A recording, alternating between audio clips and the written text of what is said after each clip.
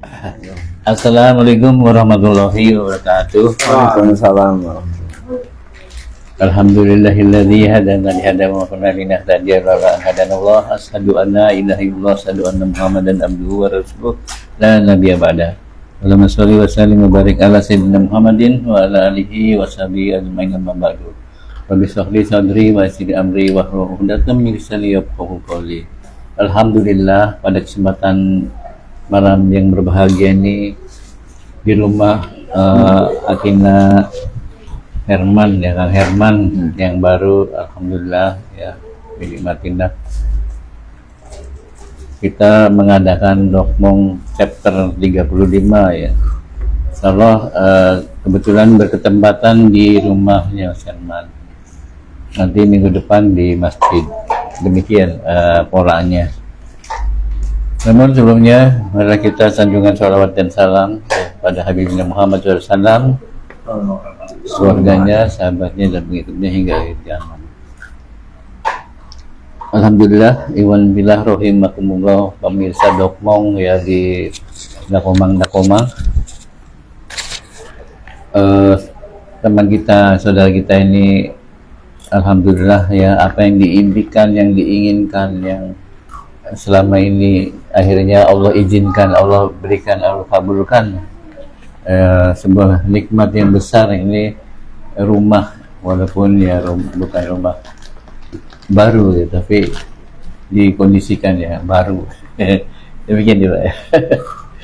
Alhamdulillah dengan upaya yang sangat habis-habisan gitu ya, akhirnya dapat ditinggali dengan nyaman ya.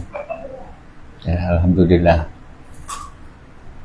Terkait dengan tema hari ini adalah temanya eksistensi rumah ya, bagi seorang muslim dalam rangka mendidik dan berdakwah. Ini sengaja dikaitkan ya, karena kita akan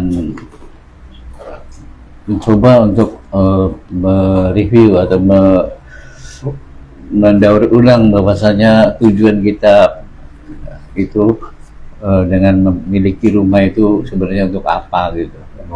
Untuk jadi fungsi rumah itu sebenarnya, keberadaan rumah itu bagi seorang muslim itu apa. Nanti kita akan bahas. Baik, sebuah kenikmatan bagi kita bahwasanya kita dikaruniakan rumah sudah pasti ya. Karena dengan rumah itu kita bisa tinggal di dalamnya, kita bisa istirahat, kemudian lebih dari itu kita juga bisa membina rumah tangga dan berkehidupan di sana di rumah. Namun kita perlu ketahui bahwasannya rumah itu adalah madrasah ya, dikaitkan dengan tadi mendidik, madrasah awal bagi seorang anak gitu ya. Nanti dari sana, dari rumah itu akan lahir putra-putra tangguh di dalam masa depannya untuk menjadi seorang muslim yang kuat. Tentunya ini peran kedua orang tua ya, tidak hanya memberi nafkah makan saja ya, tetapi seorang tua itu dia harus berpendidikan, harus mempunyai ilmu, sehingga anak yang dia didik itu menjadi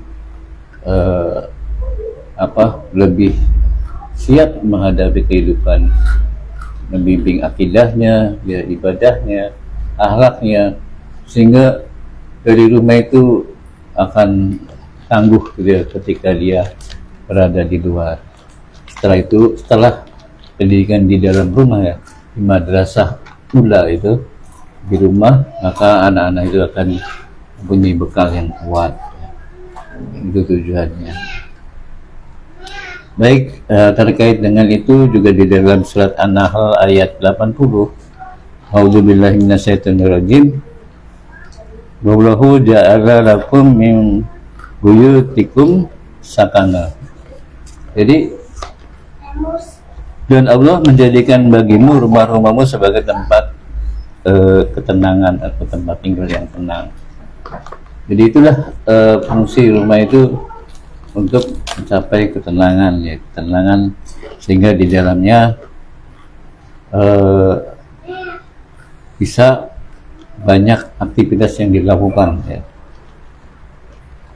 Entah itu menyiapkan anak-anak atau mengisinya dengan qiyamul lail, atau mengisinya dengan sholat-sholat sunnah, atau membaca tilawah Quran di dalam rumah itu, ya. Kemudian bisa juga untuk sebagai majelis ilmu gitu, ya, atau membuka diri untuk tetangga, saudara, teman, ya, sehingga rumah itu jadi sumber kebaikan, ya, sebagai jariah, ya, untuk